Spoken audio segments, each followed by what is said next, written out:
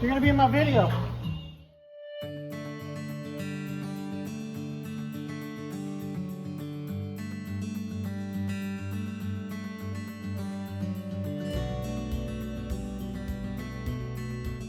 Hi, my name is Anthony Shep. I am the president and CEO of Dyer Global. My hometown is San Diego, California, and I moved to Hawaii about 10 years ago. After work or on the weekends, obviously one of the reasons I moved to Hawaii was because I'm a waterman, so I do quite a bit of stand-up paddleboard. I also do quite a bit of golfing, hiking. I love to be at the beach and spend time with my friends and my family that I have here in Hawaii.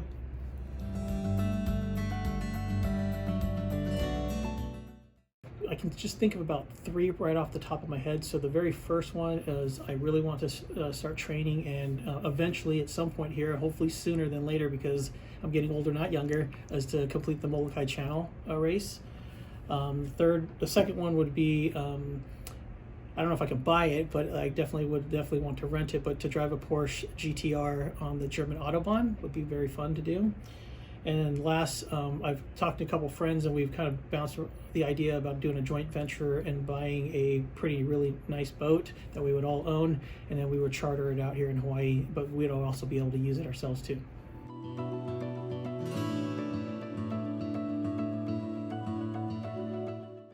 Number one, I'd have a knife, a really good durable industrial knife, a flint and a stone so I can make fire, and probably the third thing would be a high-test nylon line, fishing line, so that I could get some food out of the ocean. So I think my top role model is somebody that was a former president, so John F.